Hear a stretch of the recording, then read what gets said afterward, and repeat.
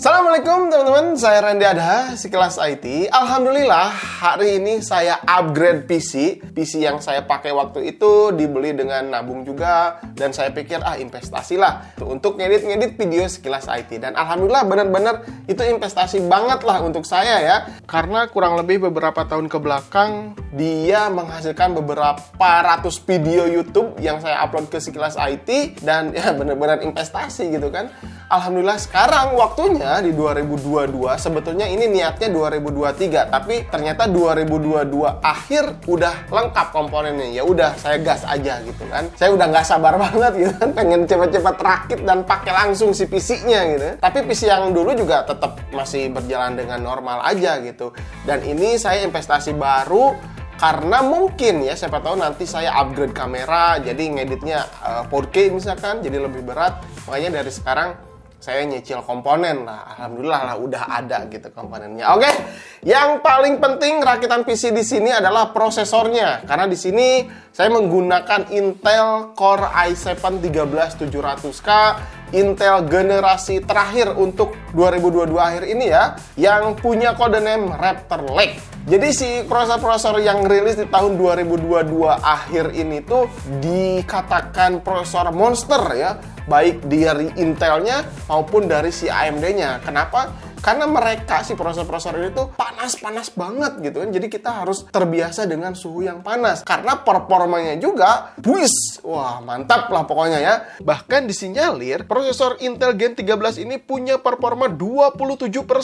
Lebih kencang dibandingkan Intel generasi 12 yang sebelumnya. Core i7 13700K ini punya 8 performa cores dan 8 e-cores. Jadi punya 16 core dan 24 thread. Saya juga nggak mau percuma ya punya prosesor kenceng tapi tidak didukung dengan komponen yang lain yang setara juga. Makanya di sini saya memutuskan untuk menggunakan motherboard seri Z790 dari ASRock. Nah, ini nih dia. Wow, boxnya besar banget. Ini adalah ASRock Z790 Taichi Carrara. Ya, ini tuh special edition ya. Di sini udah ada anniversary 20 tahun si ASRock-nya ini gitu ya. Nanti di motherboard-nya juga ada logo seperti ini.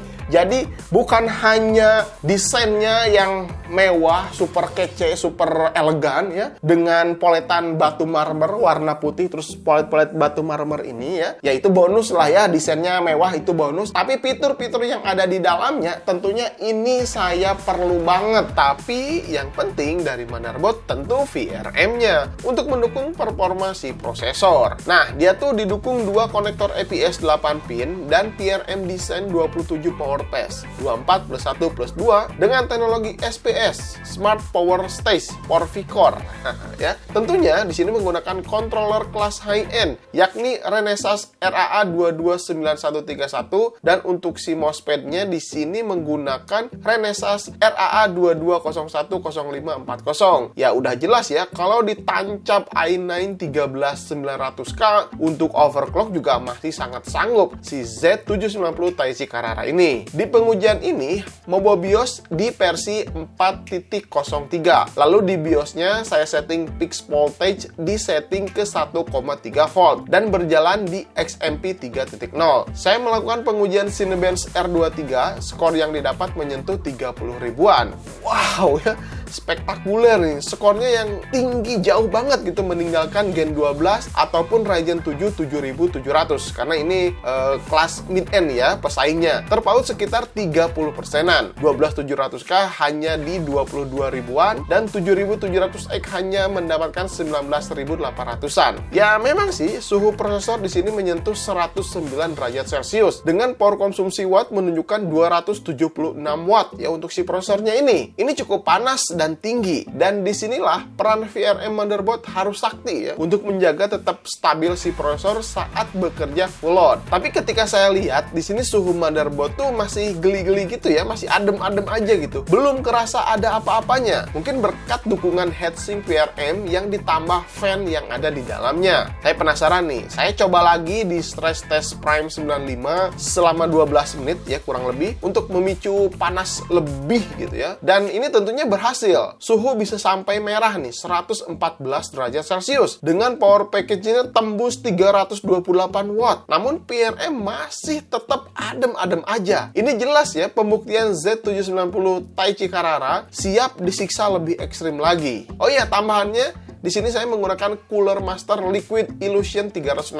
Ya, tentunya cooler ini bukan abal-abal juga ya. Oke, lanjut kita lihat ya, di motherboard ini di samping kirinya ada 4 slot RAM DDR5. Support up to 7000 MHz. Tentunya ini bisa di overclock lagi dan up to 128 GB untuk size-nya DDR5-nya ya. Di setiap slot ini tuh dilapisi dengan plat metal, jadi memberikan kekuatan fisik untuk jangka panjang penggunaan. Ya, biar lebih awet gitu ya. Di sini saya menggunakan RAM XPG Lancer DDR5 6000 MHz, hanya mengaktifkan XMP 3.0 saja karena memori dan mobonya ini udah support ya, jadi tinggal klik saja. RAM ini berjalan di speed maksimal hanya dengan satu sentuhan klik saja. Di sini saya melakukan pengujian memori benchmark, mendapatkan score read 92.500 dengan latensi hanya 70,3 nanosecond. Skor yang cukup bagus ya, ini bisa lebih tinggi lagi jika mampu melakukan overclock. Tapi saya rasa ini udah lebih dari cukup lah, seperti ini ya. Lanjut, nah untuk slot M.2 Z790 Taichi Carrara ini sudah mendukung PCIe 5.0. ASRock menyebutnya dengan Blazing M.2 yang punya kecepatan up to 128 GB. Di mobile ini tuh ada 5 slot M.2. Blazing M.2 ada di slot paling atas di kanan ya, dan sisanya yang 4 itu Hyper M.2 PCIe Gen 4.0. Tapi di sini sayangnya saya hanya menggunakan GMX S50 Lite dan Cardea Zero Z440 Gen 4 yang punya speed up to 5000 MB per second saja. Jadi ketika dites Crystal Disk Mark hanya mentok 5000 MB per second saja. Ya tentu NVMe ini berjalan maksimal ya di slot Blazing M.2 si Mobo ini. Ya ini termasuk investasi baru buat saya. Siapa tahu nanti ada NVMe Gen 5, ya tinggal beli aja, tinggal tancap. Motherboard saya udah support. Gitu ya, keren ya. Oh iya nih, ada yang menarik lagi nih, Thunderbolt 4 atau USB 4.0 yang punya speed up to 40 GB per second. Dan bisa digunakan untuk output display juga kalau monitor kalian support. Nah, ini ada di bagian belakang tuh ya. Terus, nah, di tengah motherboard ya di dalamnya ini bahkan ada USB Type-C fast charging hingga 20 volt 3 ampere 60 watt dengan power draw 3.0.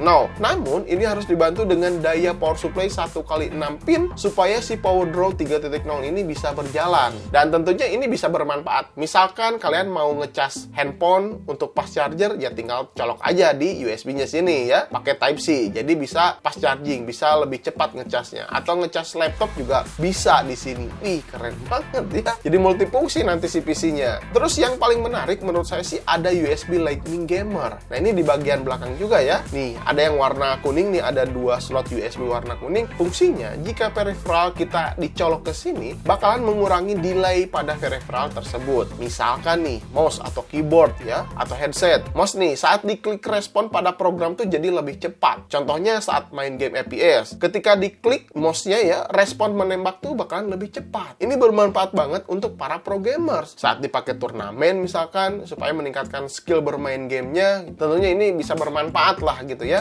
mengurangi delay terhadap peripheral yang kita pakai ya. Terus yang nggak kalah menarik lagi, ada fitur audio dengan controller yang ditanamkan adalah ISS Sabre 9218 DAC nih ya. Jadi seperti ada fitur audio, nah ini membuat kualitas suara tuh jadi lebih detail, berfungsi jika menggunakan headphone atau speaker juga tetap sama aja. Terus fitur lainnya seperti adanya noise cancelling, ini bisa digunakan atau bisa dipakai saat streaming. Dan yang terakhir Ultimate Gaming Sound Tracker. Nah ini bisa lebih jelas mendengar langkah musuh tuh ada di kiri, di kanan, di tengah gitu kan. Nah, jadi fitur-fitur andalan yang ada di motherboard Z790 Taichi Carrara ini bisa bermanfaat untuk editor, bahkan untuk gamer khususnya ya. Karena fitur-fiturnya saya rasa ini untuk gamer banyak banget di sini gitu ya. Terus lanjut di sini PGA card-nya saya menggunakan RTX 3070.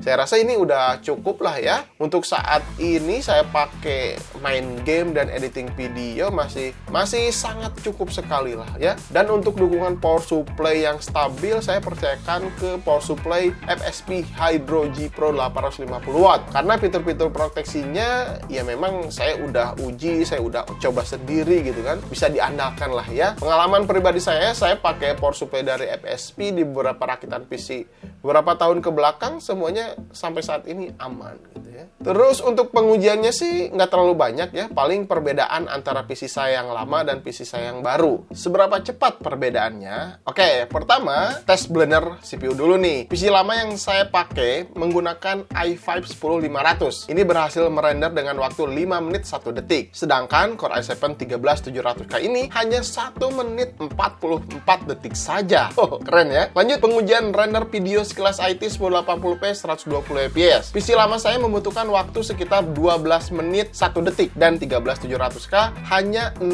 menit 35 detik saja. Perbedaannya hampir 2 kali lebih cepat ya. Terus benchmark sintetis Firestrike, skor fisiknya ini yang i5 10500 mendapatkan 17.754 dan Core i7 13700K ini mendapatkan 43.899 poin. Wow, jauh ya.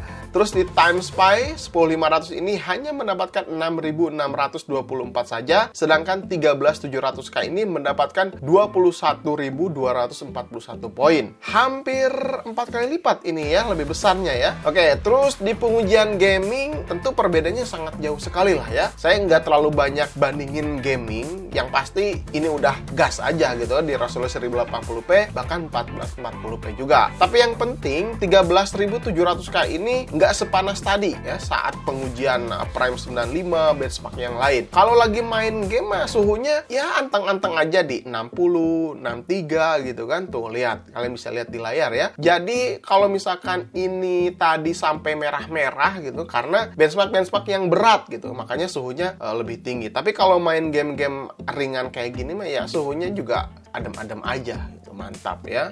Oh ya, untuk harga PC-nya ini total keseluruhan berkisar di 38 jutaan sampai 39 jutaan lah ya. Sama ongkirnya nih.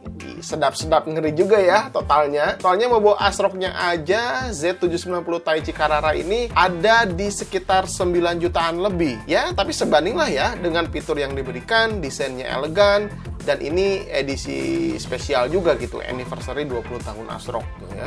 Oke, teman-teman, bagaimana menurut kalian setelah tadi melihat performance PC editing baru saya ini ya? Ya menurut saya tentu perbedaannya sangat jauh sekali, apalagi ketika merender kan menggunakan si prosesor ya di Adobe Premiere Pro.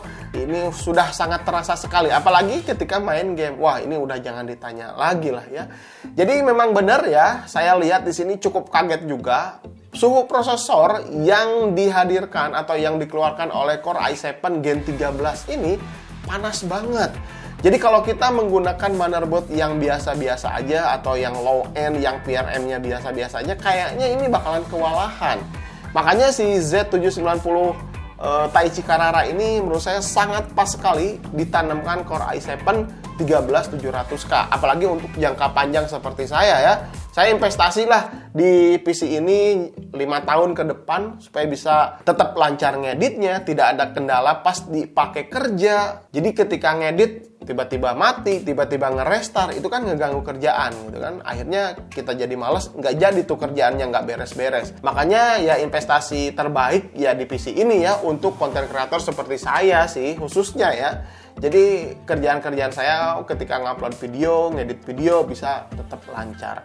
Oke, mungkin gitu aja teman-teman. Mudah-mudahan video ini bisa bermanfaat untuk kalian. Kalau misalkan kalian punya saran, punya kritik, punya apapun itu, silahkan tinggalkan saja di kolom komentar. Sampai ketemu di video berikutnya. Saya Randy Adha, Sekilas IT. Assalamualaikum warahmatullahi wabarakatuh. Salam teknologi.